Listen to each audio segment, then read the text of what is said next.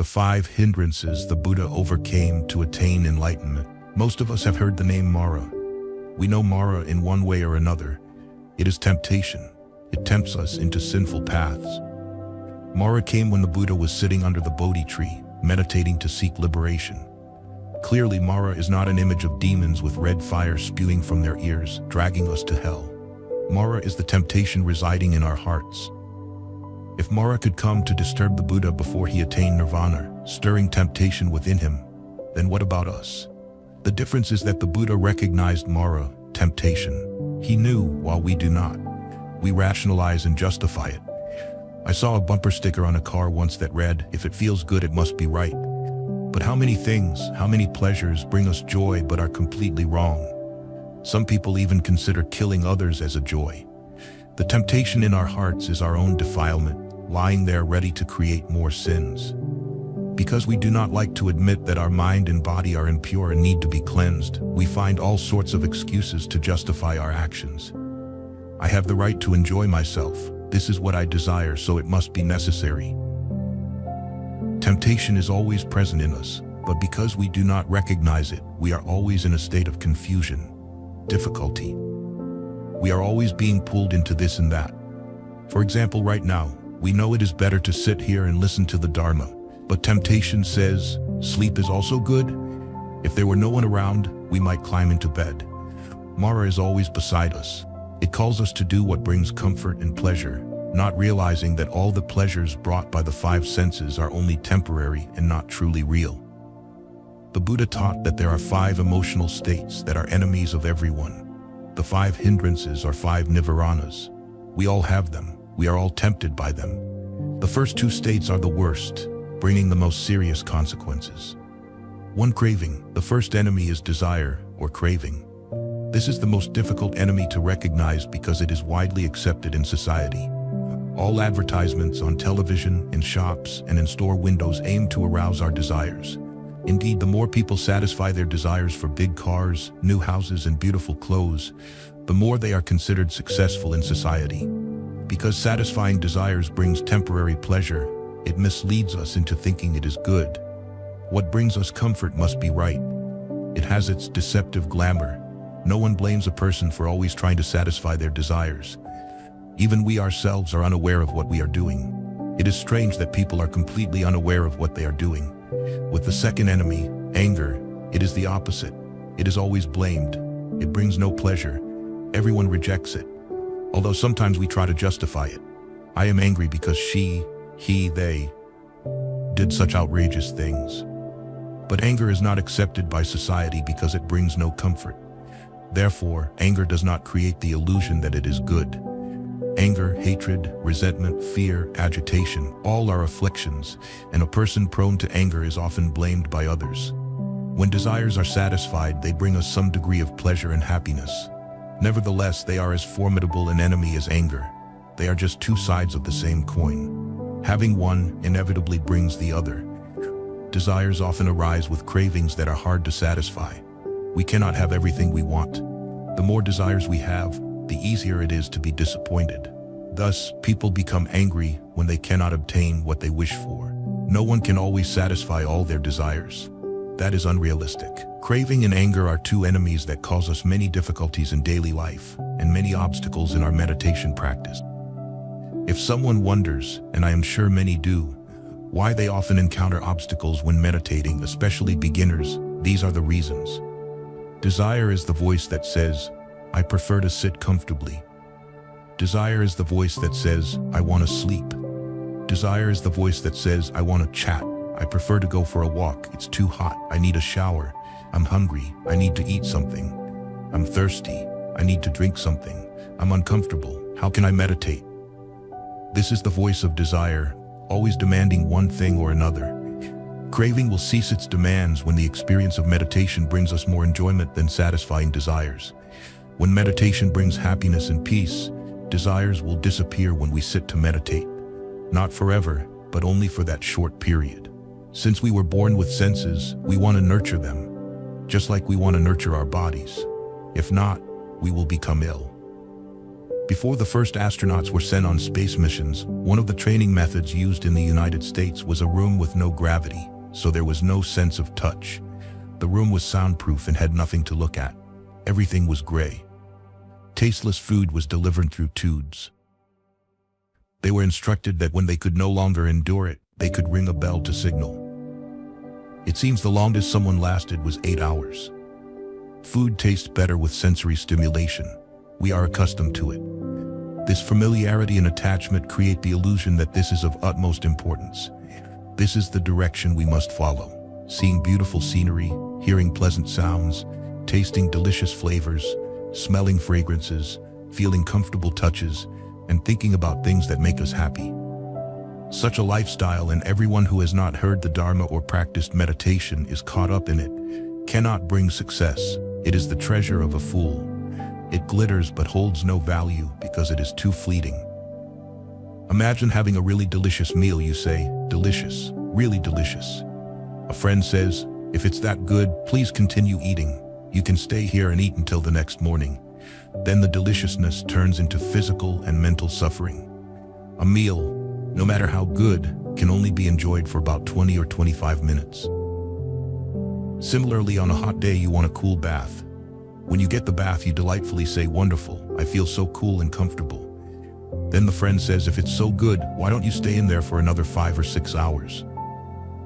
If you do that, it becomes torment. No one wants to do that.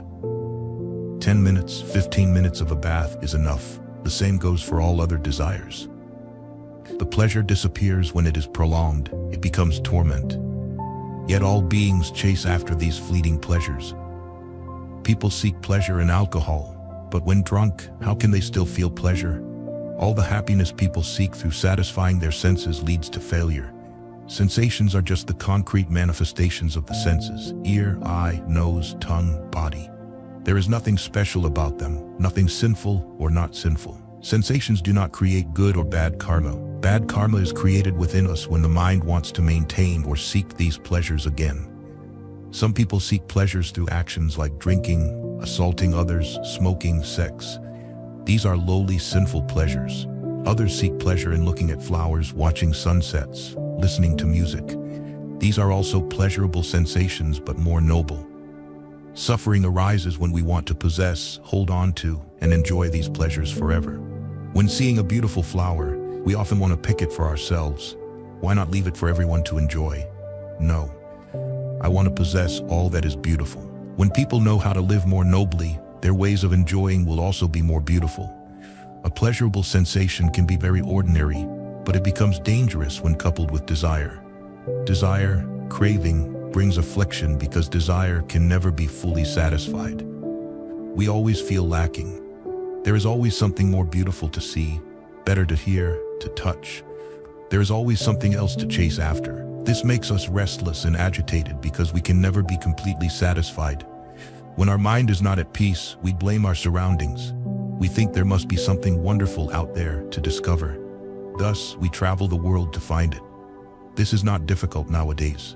Just need a plane ticket. People go here and there to find new sensations, new scenery, new experiences. Gathering experiences has become a trend. But we are still not satisfied because experiences quickly pass. No experience stays. All are past. All become memories. Nothing can be retained. Collecting stamps might be more beneficial than collecting experiences. Craving is compared by the Buddha to debt. If you buy a house, you borrow money from the bank, and every month you must go there to repay the loan and interest. But with house debt, eventually you can pay it off. But with craving, there is no ending the debt. Desires arise one after another. It never ends. We are always hungry, always thirsty. We always want to see, hear, taste, touch one more time. The Buddha also compared it to a wanderer without direction. He is hungry and thirsty.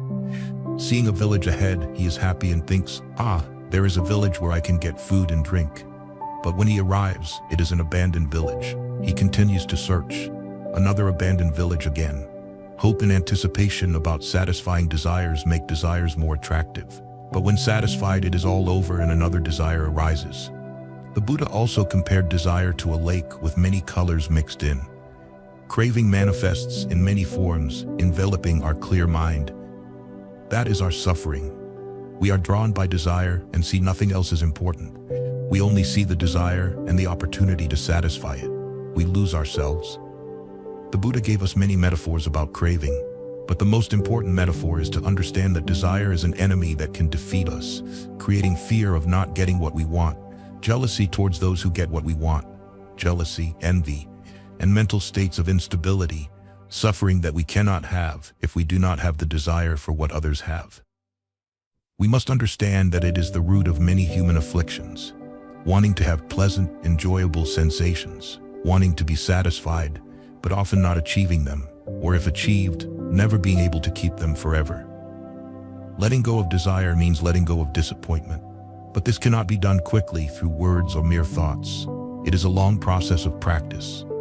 The first step is to learn to sit in an uncomfortable position. Do not lean or change position to reduce discomfort. Do not avoid suffering. You cannot escape suffering that way.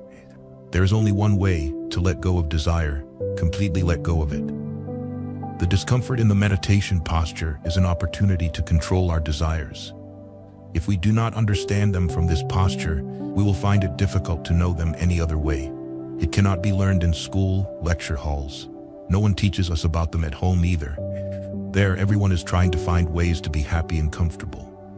If you can sit comfortably, that is also good. But if you sit in suffering, that is not bad. Ultimately, you have the opportunity to practice right there at your feet, or back, or anywhere. The desire to be comfortable and the effort to achieve it is what everyone is doing everywhere. They spend a lot of time and money on it. That is why people work overtime, travel, and seek entertainment to escape suffering and affliction. But that is futile. Why do we seek futile things? Because once we escape from one affliction, another immediately arises. When one entertainment ends, boredom and sadness come. When your right foot feels comfortable because you changed position, the left foot hurts again. It is foolish to chase after these futile things. Better to follow the Dharma. The Dharma has been proven to be true. The Buddha experienced it, and all enlightened beings after him experienced it. In the evening, when your stomach growls with hunger, the mind thinks, "Should I skip dinner?" Or the mind rushes to the kitchen with the dishes you can make. That is desire. If the mind is trying to resist the temptation, you are already being pulled by desire. But if you can look at the arising demand, smile, and say, "That is truly the temptation of Mara," you have seen the Dharma. No need to hear much, read much about Mara. Just recognize it when it appears because it has nowhere else to operate but within each of us. It is very happy to reign there because we always obey it. One of the things the Buddha advised to control desire is moderation in eating. That is why there is a rule not to eat after 12 noon. Moderation in eating does not mean not eating anything, but only eat enough to maintain health. But this desire is easily satisfied, so it continuously arises. For some people, it may be 4, 5, or 6 meals a day. If we can resist one desire, we will have the ability to resist other desires. So to begin with, we should choose the desire that we easily succumb to, and that always arises, which is controlling our eating. Another antidote to treat desire that the Buddha advised is to look at things in parts rather than as a whole. Perhaps we are familiar with looking at the body with 32 parts. In this body, from the soles of the feet up, from the crown of the head down, it is all wrapped in a foul-smelling bag of skin. Inside this body, there is hair on the head, body hair, nails, teeth, skin, flesh, tendons, bones, bone marrow, kidneys, heart, liver, membranes, spleen, lungs, large intestine, small intestine, throat, feces, bile, phlegm, pus, blood, sweat, fat, tears, grease on the skin, saliva, phlegm, joint fluid, urine, and brain. If you have affection for someone, instead of looking at their outer beauty, remember it is just the gift wrap outside. Inside that person there are so many other parts. 32 parts of the body with hair on the head, body hair, nails, teeth, skin, flesh. So instead of looking at the beautiful exterior, why not just look at the teeth? There is a story about a monk, possibly an arahant during the Buddha's time. There was a couple who quarreled fiercely, and afterward, the wife no longer wanted to stay with her husband. She dressed in her best clothes, wore the most precious gold and silver jewelry when she ran away because she wanted to take all her possessions. The husband chased after her, but could not catch up, perhaps because the wife had left earlier than he thought. When the man was running down the road looking for his wife, he met this monk. He approached the monk and asked if he had seen a woman with black hair, beautiful, wearing a red sari, with lots of precious jewelry running down the road. The monk replied, "I did not see a woman, only saw a set of teeth running by." It may be difficult for us to see like the monk, but the story conveys the Buddhist teaching. Do not look at the whole. Who could fall in love with a set of teeth? Who could be passionate about a stomach? For example, when we desire an expensive car, if we only look at its exterior, its color, we are easily tempted to buy that car, then be in debt for 20 years. But if we realize that the car is made up of a steering wheel, gas pedal, engine, air filter, and so many nuts and bolts inside, we might not be infatuated with the car because of those separate parts, just as we cannot be infatuated with someone because of their parts. For those easily attached to external beauty, perhaps meditation on the parts of their own body is necessary. We are also made of those 32 parts. No one is different. If we remove the outer layer of skin, everyone is the same. The antidote for all 5 hindrances, our 5 enemies, is to have good friends and speak good things. Having friends with whom we can discuss how to apply the Buddha's Dharma in daily life. Not the kind of friends to talk about the weather, politics, gossip about others. Good spiritual friends are very important in our lives.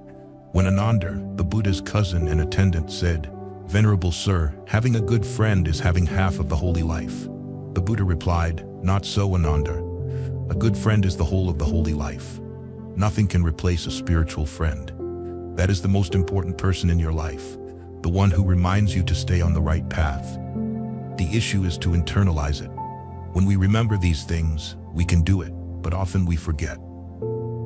Helpful conversations with spiritual friends help us always reflect on our hearts and realize that most of our problems arise from our desires, from our craving. We do not want to eat harmful substances. We do not want our bodies to be filled with harmful things. Similarly, we should not fill our minds with nonsense, harmful things. Our minds should only contain matters about the Dharma, good things, stories that inspire us, help us, soothe us, make us peaceful, heal us, and most importantly, help us see the way out of the problems that cause suffering to all beings. If we are fortunate to have good spiritual friends around us, the best way to express gratitude is to become a good spiritual friend to others. Being a good friend is like a chain reaction. You should not only look for good friends, you should also be a good friend. Anger. We always have to confront many enemies. Because they reside within us, we find it difficult to recognize them. Therefore, we must first ignore them to focus on purifying the mind. Gradually, they will no longer be a part of us. The spiritual path, the path of purification, eradication, and freedom, is the path that leads us to change our nature. If we do not begin with this step, we cannot enter the realm of purity. Everything else is external, only nature is internal. Although the external world may be beautiful and can bring us comfort, it cannot change our inner nature. Only that change can distinguish a noble person from an ordinary one. Ordinary people act according to their instincts. Noble people transform them. The second hindrance, like other sins, causes us much harm. That is anger, wrath. The degree of anger can be light or heavy. When it explodes outwardly, when it gnaws inside, when it is expressed in words, it often makes others angry as well. This leads to quarrels in the family, friction in the neighborhood, and enmity between communities, wars between nations, or even the whole world. Everything begins within our mind, so we must realize that the world is not others. Each of us is a world, therefore unless we find peace within ourselves, we will not find it anywhere else. It does not matter if others are angry, frustrated, wrong, or arrogant. What matters is our attitude in that situation. There can be no absolute peace in this world. There was none during the time of the Buddha, during the time of great people, saints. On the contrary, history has shown us many scenes of political power struggles, wars, and sibling rivalry. The only peace we can have is the peace within our hearts. The peace the Buddha found for himself echoed to the whole world. He was the one who found peace with himself, with the world, and that peace still exists today, more than 2,500 years later in his Dharma. 500 million people in the world have vowed to be his disciples. Clearly, our karma is not the same. But if we can transmit peace and tranquility in our hearts to our family members, that is already good enough. That is also an achievement, isn't it? When all the family members have been transmitted peace, then peace can spread to neighbors. That would be even better. We do not need to be the Buddha to have a profound influence on others. Profound influence can only arise when our mind is filled with peace and no longer rises in anger. Only the arahants have eradicated all thoughts that give rise to anger. Nevertheless, if we can restrain our anger, it is still better than always being angry, arguing, resenting, hurting, and blaming others. Anger arises because we feel hurt, and strangely, our reaction is to also hurt others. We cannot change unless we recognize this. But not everyone causes pain to others. Some people hurt themselves. They swallow their anger, bury it, but it still boils inside. And then all that anger manifests as illnesses, lack of vitality, depression, negativity, and lack of joy and peace. Very few people we meet on the streets have happy, joyful faces. Have you noticed? Not only here, but everywhere. Sydney, London, Amsterdam, or Paris. No matter where, people are the same. The pains we have experienced in life, which we always have to fight against, create in us the thought that if we retaliate, our pain and loss will decrease. In fact, it is the opposite. It only increases our pain exponentially. The Buddha compared anger to bile disease. When you are angry, and I am sure no one escapes this, you know how it feels? It is an unpleasant feeling, yet we remain angry. If that is not absurd, then what is? It is like a person hitting themselves, feeling pain each time they hit, but still repeating it. The Buddha also compared anger to holding a hot coal in your hand and throwing it at the person who makes you angry. Who gets burned first? Of course, it is the person who is angry. He also compared anger to a lake with boiling water. If the water is boiling, you cannot have a calm surface to reflect yourself in. When we are angry, we no longer know what everything is for. Our awareness is submerged. We forget everything, only aware of our anger. If at that moment we could look in the mirror, our face would look very ugly. But no one has the time to look in the mirror when they are angry. They are consumed by their anger. The Buddha taught that when anger arises, the first thing we should remember is, I am the owner of my karma. This reminder is very important at the most tense moment. I am the owner of my karma, so if I am angry, I will bear the karma of that action, regardless of what the other person did to make you angry. There's a wonderful story about Kantavadan, the teacher of patience. Wonderful because it illustrates the absurdity of anger. King Kosala was a very wealthy king. He had many wives. One day the king informed his wives that he wanted to go on an outing. The cooks prepared food, the servants prepared the elephants, and the soldiers prepared their uniforms. The next morning, the entire court, the king, and the entourage set off. They stopped in a forest with beautiful grassy meadows. The king ate and drank too much and soon fell asleep. The wives told each other, "This is an opportunity for us to stroll around here, as we rarely get to go outside." So they went to catch butterflies, admire the plants, and enjoy the beauty of the forest. Not long after, they came to the hut of the teacher of patience, whom they had heard of, Kantavadan, Kanti, patience, Vadan, teacher. They all bowed and asked him for teachings. The teacher happily spoke to them about virtuous deeds, compassion, and generosity. Meanwhile, the king woke up and did not see any of his wives beside him. He became furious. He sent soldiers to search for the wives. The attendants returned and reported that they were listening to a sermon. The king, not listening to any reason, ordered the soldiers to call the wives back and bind the teacher of patience to a tree. Then the king, drawing his sword, furiously approached Kantavadan and said, "You scoundrel, how dare you seduce my wives?" He cut off the teacher's leg and asked, "Now where is your patience?" Kantavadan replied, "Your Majesty, it is not in my leg." The king, angrier, cut more of the teacher and continued to ask the same question while the teacher kept giving the same answer.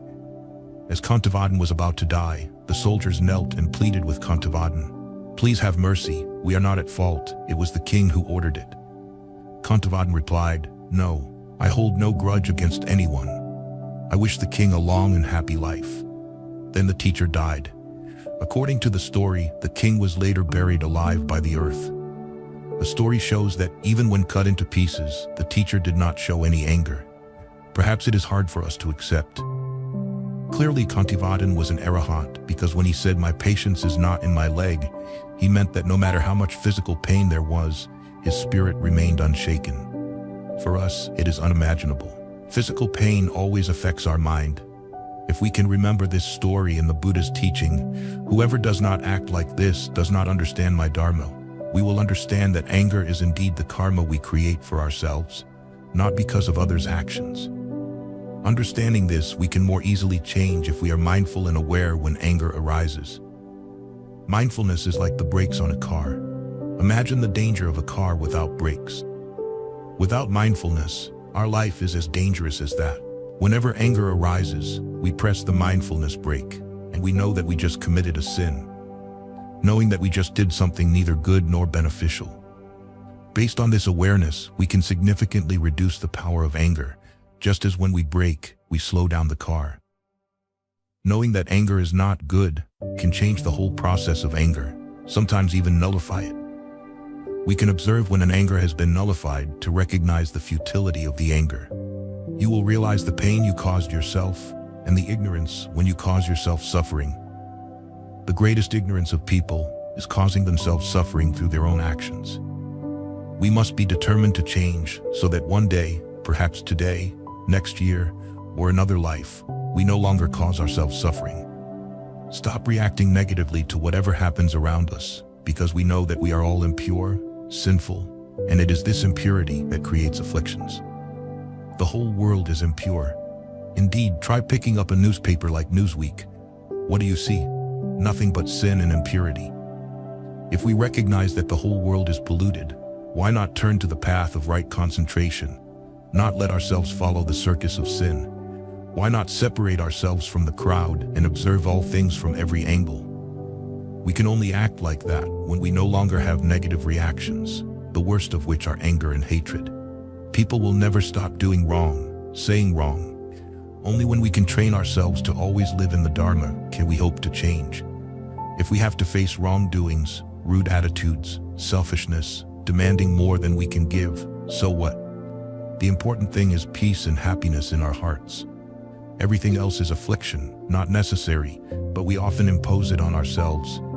All these afflictions and sufferings arise from our actions, but we tend to blame others for causing them. We get angry and blame others for making us angry. We are sad and blame others or circumstances for making us sad. But we forget that if we did not already have seeds, tendencies of anger or sadness within us, nothing could happen. It is like the children's toy Jack in the Box, which is a box with a doll inside that pops out when you touch the lid. But if we remove the doll from the box, even if we hit the lid with a hammer, nothing will happen. If there is nothing inside, no matter what external cause, nothing will pop out. The only way to find peace for ourselves, to find the path to liberation, is to reform ourselves, not change the external world. Everyone must reform themselves. The Buddha cannot change us, but he shows us the way to reform. We must act on our own. The sooner we start, the quicker we have a chance to find happiness for ourselves without relying on anything outside of us. No one has everything in this life. Everyone has some discontent, either cramped housing, low salary, family disputes, or noisy neighbors, or lack of high education. There is always something troublesome. No one has a completely satisfactory environment, but if we do not start to change, but just wait for a better environment, it will never happen. The ideal environment can only exist in our minds.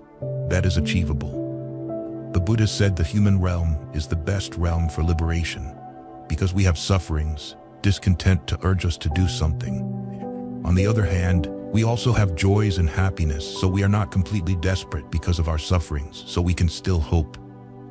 The harmful thing is we only have vain hopes, hoping that circumstances will change, hoping that the one who does not love us will love us, or the one we love will stay with us forever, hoping we will become wealthy, hoping we will be wise enough not to make any mistakes. All are vain hopes.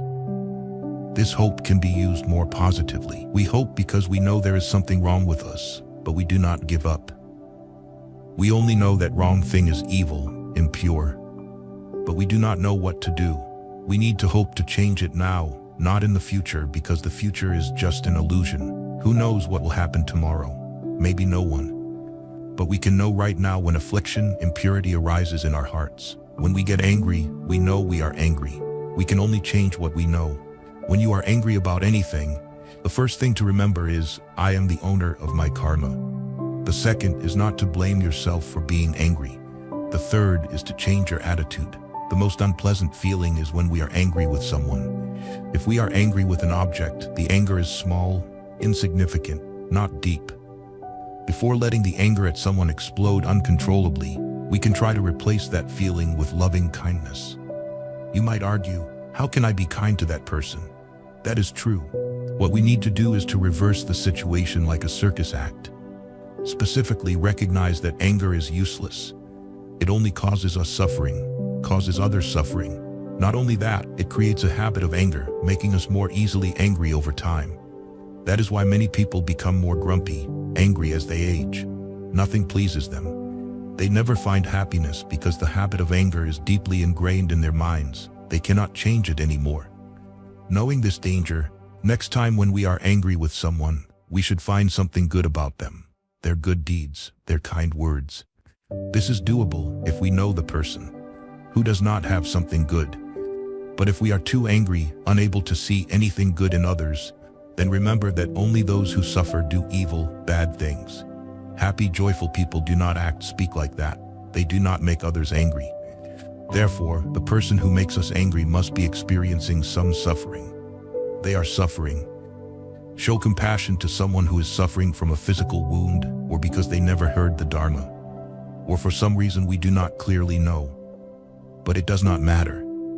Show compassion to them. Furthermore, if we are too angry, unable to remember anything good about others, unable to show compassion to them, then think of them as your child. Parents of that person must love them. If we remember the Buddha's teaching, as in the discourse on loving kindness, we will remember that a mother must love her child to try to arouse that love in us. All these changes in our mind will bring results. It takes time to achieve the desired result, but if we keep practicing, it will become a habit or a second nature. Anger still arises, but it loses its intense, furious nature because we have practiced how to transform it. He who can restrain the rising anger, as a driver checks a rolling chariot, him I call a true charioteer. Others only hold the reins. Dhammapada 2:22. Anger does not necessarily have to be an intense feeling. It can be sulking with someone. It can be opposing those who do not share our thoughts, beliefs, or actions. That often happens in life. Racial or religious discrimination are examples. Opposing others equates to hatred. When we are materially lacking, facing unfavorable opportunities, we can blame others, thinking they hinder our progress. That is also anger, but it is suppressed. Sometimes we do not dare to accept the truth with ourselves, making it harder to change unless we accept the truth. Suppression can bring us internal conflicts, preventing us from judging things fairly. Everything is seen through the lens of suppression, of anger. The Buddha advised us to act with loving kindness, to meditate on compassion to cure this disease. Such contemplation is good, but ultimately it is just words, and most of us have heard these words many times. Some people internalize these words, many do not. That is the danger of words, the danger of the external world. We often make the mistake of thinking that because we said these words, internalized them, chanted them, heard them chanted, we think we have actually practiced them. All because we have prepared within ourselves these feelings of love to express outwardly. Those feelings are loving kindness, but they do not help us change anything. Words are only milestones, signposts. They point us in the direction to go. The Buddha's teachings also show us the right path to take. They are useless if we do not change our minds. And we know that we can change our minds. Every day, though we often say, I changed my mind, why not change one more time?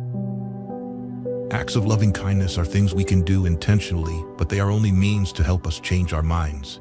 Not the end. They are just tools. Contemplation on loving kindness and good deeds are both tools, not the goal. The ultimate goal is the inner transformation of our minds. Acts of loving kindness, as we know, are just means, are caring for the sick, asking about their health, visiting them in the hospital, bringing them food when they cannot care for themselves, showing concern for others, helping others. The more people we can help, the better, of course. We can start with our own family. But that is just the beginning. Helping our family is like expanding our ego. There are many ways to help others. We should not limit acts of loving kindness to only one group of people. These actions need to be spread everywhere, to everyone. These are the medicines the Buddha gives us to cure anger, alongside other methods like befriending good people, speaking good words, to help cleanse our soul. Laziness. I have talked to you about two of our enemies. Unfortunately, we still have three other enemies. The first two enemies, craving and anger, are the biggest obstacles for humans. This does not mean that we do not have remedies against them. Those are generosity and compassion. The issue is that we must cultivate the good and eliminate the bad. It's easy to say, but hard to do. However, if we do not make an effort to practice them, we are not following the path taught by the Buddha. These are tasks we must continually perform. These tasks have nothing to do with sitting meditation. They require all our time. Suppose we sleep about 5, 6, or 7 hours a day. We still have 17 hours left. If we think that sitting in meditation for 1 or 2 hours morning and evening is enough to practice these things, we will not get anywhere. If we only remember the Buddhist teachings for a few hours each day and forget them for the rest, this sounds strange, but it often happens, we will find it difficult to achieve liberation. Our third enemy is laziness or drowsiness, lethargy and sleepiness. The two enemies we encounter during meditation, right? We all have probably experienced it. It is when the mind is neither asleep nor awake. This drowsy state can hardly accomplish anything. The only difference from sleep is that we can easily get out of it. But although it is not as overwhelming as sleep, it still recurs. This state in daily life is considered aimless, leading to a lack of determination. It is such a common state that when someone has determination, we immediately recognize it. And determination is one of the 7 factors leading to enlightenment. It is truly indispensable in training the mind. Determination arises when we have a definite direction. We clearly know the path to take and diligently follow it. But when we have no clearer purpose than keeping this 4-element body alive, no determination can arise. Living like that has no excitement. No one can live that way. Putting all effort and mind into merely existing is not an effective action, and we cannot have the determination to live that way. On the contrary, we feel oppressed, dragged down. The Buddha compared laziness and drowsiness to a prison. When we are locked in a small cell, in prison, we can hardly do anything until we are free. When our mind is trapped in lethargy, sluggishness, lethargy in the body and sluggishness in the mind, it is so imprisoned that we only have enough determination to drag through life. Most of us do not know or think that meditation is necessary for us, so our mind easily surrenders to obstacles. We must be very clear about the benefits of sitting meditation. We not only need to eat, sleep, bathe, and wash, which are normal activities in life, requiring little energy. These are just instinctive activities. But practicing meditation requires us to have determination, and determination can only arise when the mind knows the importance of meditation. If the mind clearly knows that, then we know what we must do. When engrossed in reading a book, we can stay up until midnight reading without feeling tired, just sitting there engrossed in reading. Or when attending a party, we can talk all night without getting tired because we enjoy it. Practicing meditation must also make us passionate. Then, there is no reason for the mind not to be excited. At first, practicing meditation is not enjoyable at all. It seems too troublesome, too difficult, too painful. But when the mind understands the importance of what we are doing, knows every moment the mind arises thoughts, we will find it exciting to explore our own mind. What could be more fascinating than that? Reading a book or talking to others, we only learn about others. But if we can observe our mind every moment, when it arises thoughts, when it is still, then arises thoughts again, then still again. That is the most fascinating and beneficial thing we can do for ourselves. Once Mahamoggallana confessed to the Buddha that he had fallen asleep during meditation. What did the Buddha advise him? The Buddha taught that when feeling sleepy, open your eyes, look at the light, rub your face, pull your ears, move your body to get the blood flowing, and if necessary, stand up and walk.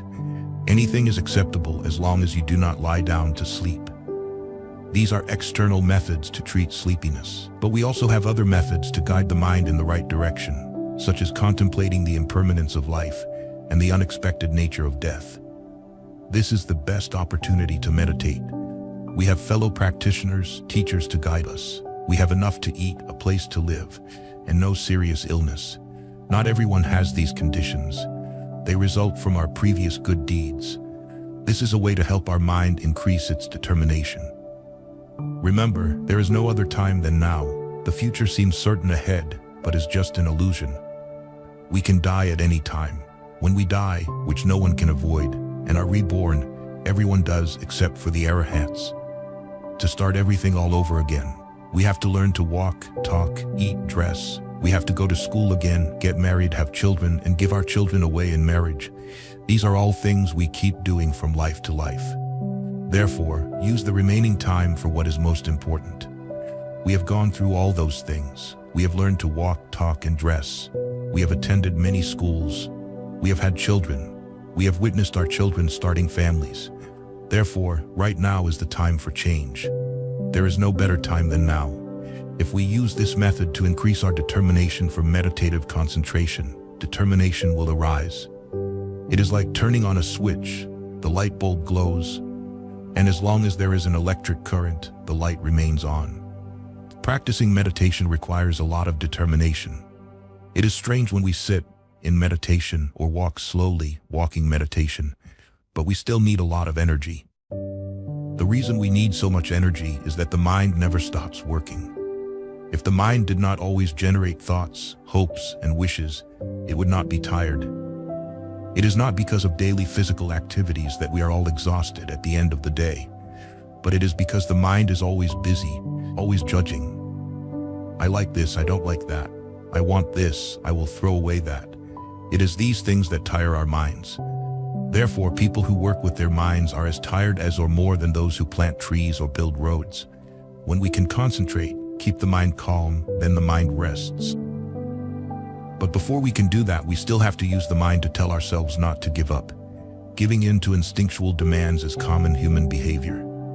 Our instinct is to seek comfort and ease. While the Buddha said, conquering 10,000 armies is not as great as conquering oneself. Conquering oneself means not giving in to instinctual demands, not letting the mind follow those things. To sit still in meditation, there must be a valid reason for the mind to have enough determination to do that.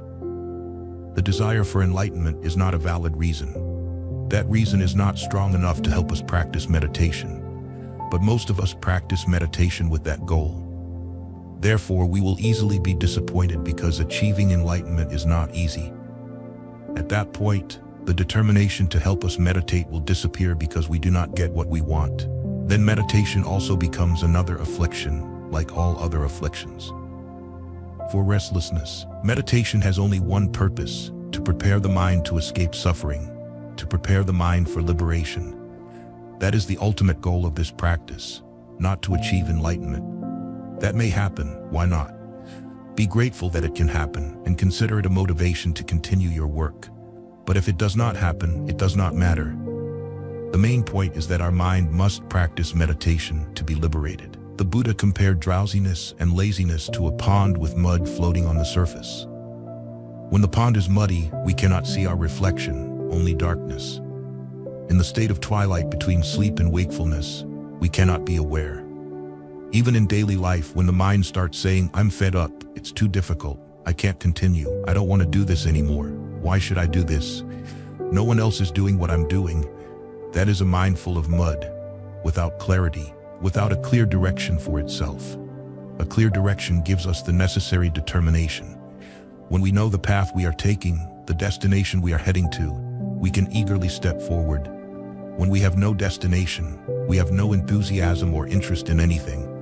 It is difficult to find the right direction in this life, but the Buddha has shown us the path he experienced to reach freedom, end suffering, liberation, and nirvana. The next enemy is restlessness, which includes worry, anxiety, and distraction. Everyone suffers from this enemy, so it is very familiar to us. In fact, all 5 hindrances are very familiar to us. Everyone experiences them at different levels. Therefore, we need to reflect on which hindrance is the most dangerous enemy to us. They all lie within us, waiting for the opportunity to reveal themselves. However, 1 or 2 hindrances will jump out immediately and take control of us with just a slight disturbance. These are the hindrances we need to confront and correct. A restless mind makes the body uneasy. The body is a faithful servant of the mind. The body is just a lifeless shell without the mind. Whatever the body does, it is controlled by the mind, whether we are aware of it or not.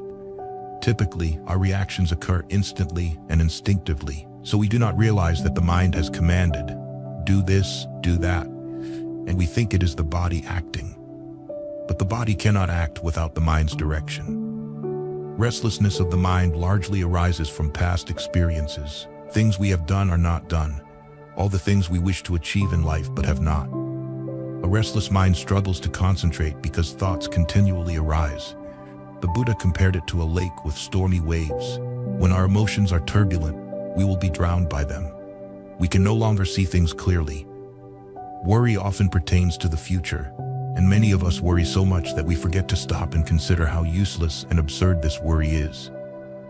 Worrying about the future is useless, because even if we worry about the future, we cannot live for that future. Life is impermanent and always changing. Not only will we become older and hopefully wiser, but circumstances, our feelings, and our thoughts will also change. So worrying about the future is indeed pointless. If you have photos from when you were 4, 8, 12, or 15 years old, take them out and look in the mirror. Compare which face is yours. Are you the child of 4, 8, 15, or the person looking in the mirror now? Or all of them? If all of them are you, then you have been thousands of different people. And that is what we are, always changing. So the child of 15 or 20 worrying about what will happen to an old person of 60, is that not useless? You will not remember what that child thought or worried about. Similarly, worrying about tomorrow is futile. Even if we remember what we worried about, it is of no use. A completely different person today will live tomorrow. This does not mean we cannot make plans. Planning and worrying are 2 different things. Planning becomes worrying when we start to wonder if our plans will come true. There is nothing wrong with planning, but afterward, forget about it until the day you can carry it out without worrying about what will happen in the future. Worrying makes us suffer. It agitates the mind. It separates us from the present moment, the only moment we truly live in. The hours we spend worrying are lost hours. If we do not live in the present moment, it means we are losing our lives. When we regret the past or worry about the future, we are not truly living. We are merely reminiscing and guessing. That is not life. Life is not to be pondered about, but to be lived. Only then does life have meaning, and living experience can happen every moment. This is one of the arts that meditation can teach us. Living in the present moment is truly living. Our mind will never be peaceful, happy, or calm if we do not live in the present moment. The mind will be immersed in a mental struggle to do what we think we should have done, to go where we think we should be, to protect the possessions we consider valuable. A relentless, painful battle. Happiness and peace seem not to be our fate. But we can achieve these things if we try, if we recognize the enemy and drive it out of our mind's house. Our mind's house is a place with many uninvited guests. Out of hospitality, we let them in. Then we find they ruin the furniture, steal valuables, and damage the doors. But instead of closing the door and not letting them in again, the next day we let them in again. That is our mind, invaded by many enemies. They create chaos within us, preventing us from having peace and tranquility, and we do not know why. We always look for reasons outside to justify ourselves. Each person has different reasons, but they all share one commonality. They are not real. They are all imagined. The real reason is that our mind's house is not at peace. When the inside is not peaceful, the outside cannot be calm. We reflect outwardly what is contained within us. Restlessness and worry are not only useless but also foolish. The Buddha said we act ignorantly because we do not see the truth. But we can change that, can't we? Restlessness and worry are collectively called distraction. We are distracted in our work, such as meditation. But it is not confined to meditation practice. It also affects our daily lives. We forget the keys, not knowing where we left them. We do not remember what we are doing because we are distracted by some worry. We find it hard to complete our work well and safely when our mind is elsewhere. The Buddha showed us 5 ways to deal with distracting, worrying thoughts through metaphors. Like a carpenter fitting 2 pieces of wood together and finding they do not fit. He takes them out and replaces one piece with another that fits better. This is achieved by making a change. If our mind keeps worrying about the future or regretting the past, it is like an ill-fitting piece of wood. There is no happiness or peace in it. So make a change. Replace it with something that fits better. When meditating, let the meditative mind settle deeply within us. In daily life, let the mind be complete and useful. Make a change. The second metaphor is about a young man and a young woman dressed nicely to go out. When they reach the street, they realize there is a dead animal's corpse hanging from each of their necks. Embarrassed, they quickly run back to clean up. We should also feel ashamed when our mind is not pure. Ashamed when our mind is full of negativity. The Buddha said shame and fear are the protectors of the world. Without them, the world would be worse. Most of us think only dust, dirt on clothes, or the body can be seen, but that is an illusion. The stains in our minds are also visible, not with the naked eye, but with the mind's eye. We know when we look at an angry person, even if they say nothing. We know when a person is arrogant. Their actions and words tell us, because actions and words all stem from our minds. Especially actions, we often pay attention to what others say, but their actions reflect their inner state, whether good or bad. Remember that the stains in our minds are like dead animal corpses hanging from our necks, but we can remove them and only go out when we are clean and beautiful again. Another metaphor of the Buddha compares distracting, worrying thoughts to meeting an acquaintance across the street. Do not cross the street to greet and chat, but stay on your path. Do not pay attention. This is a bit harder, because when we do not pay attention to them, we are already starting to change. Achieving this requires a firm mind. The first 2 cases are easier to handle. People can easily feel ashamed because everyone has a conscience. But ignoring and dismissing thoughts that cross our minds is not easy. It requires more determination. The next metaphor tells of a man running down the road, suddenly feeling uncomfortable and thinking, "Why should I run? I can walk." So he starts walking. Still uncomfortable, he stands still. Still not feeling better, he decides to sit down. Finally, he decides to lie down and feels truly comfortable. Recognize the discomfort in our mind and whole being when useless, worrying, distracting thoughts arise. They do not bring us joy or comfort, but the opposite. They make us anxious and irritable. Recognize this affliction and know that no one but ourselves can bring comfort to us. The Buddha cannot do it. His teachings cannot do it. Our parents, teachers, and friends cannot do it for us. We must make our own minds comfortable and joyful. These are the 4 methods we can use. If one method fails, use another and another. If all methods fail, we must resort to suppression. The Buddha used the metaphor of a strong person holding down a weaker person's head underwater. Likewise, we use our strength to push these useless thoughts out of our minds and force our minds not to think about them. This is the last resort, but it is better to suppress bad, negative thoughts than to continue thinking about them. Gradually, we will learn to replace them with higher thoughts. By suppressing lowly thoughts, we prevent them from forming grooves in our minds. We do not allow our minds to habitually contain such thoughts. A mind always thinking restlessly, worryingly, angrily, selfishly is hard to change. In that case, suppression is the best solution. To counteract restlessness and worry, the Buddha taught us to study the Dharma and the scriptures more. When we understand his teachings, we can direct our minds there. Remembering the Buddha's teachings, reciting the scriptures, it seems easier to find clear, definitive answers to our problems. The Buddha's answers lead us to liberation.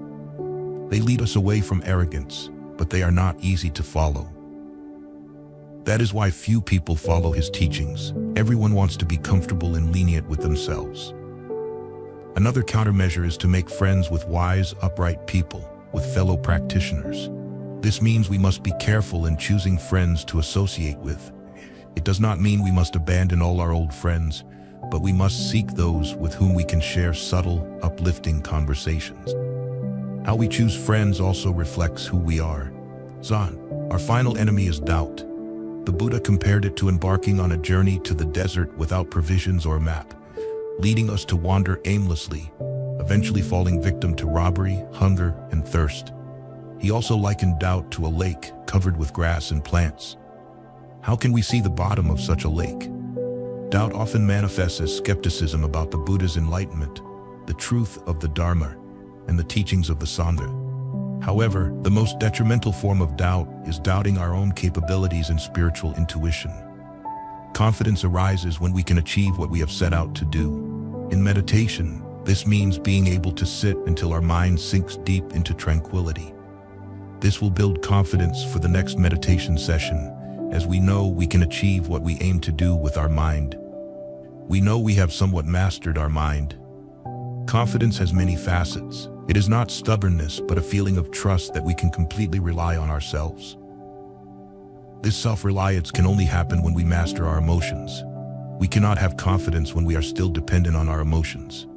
As long as we are angry, anxious, fearful, desirous, envious, or greedy, as long as these emotions control us, it is hard to find peace. And when there is no peace, we lack confidence. Only when we have subdued all these negative emotions can we have inner strength and be certain that whatever happens, we will react calmly and composedly. Only then do we truly have confidence. This is an important aspect of doubt, because only when we have self-confidence can we have enough faith to follow the spiritual path to its end. In short, thanks to self-confidence, we can say, "I can do this. I will pursue it to the end." Doubt often arises in those who lack loving kindness. Without loving kindness, we cannot dedicate ourselves to an ideal or fully commit to a spiritual path. Without loving kindness, it is hard to devote our whole life to a chosen ideal. If we cannot dedicate our life to the path we have chosen, it is like being married but still thinking we might meet someone better than our spouse. Such thoughts cannot lead to a good marriage. The spiritual path requires even more dedication. It is only us. There is no one else to contribute to this harmony. We must understand the path from our heart. When this understanding is present, no doubt can enter. We will not need to ask, did the Buddha truly attain enlightenment? This is an unnecessary question. When we follow his path, we will discover it ourselves. To fully follow the Buddha's path is a lifelong endeavor. This does not mean we cannot have a personal life or do other things, but it means everything must be done in the spirit of the Dharma. At that point, whatever we do is an opportunity for learning. The Buddha's method for dealing with doubt is similar to that for restlessness and worry. Study the Dharma more and associate with good friends and fellow practitioners.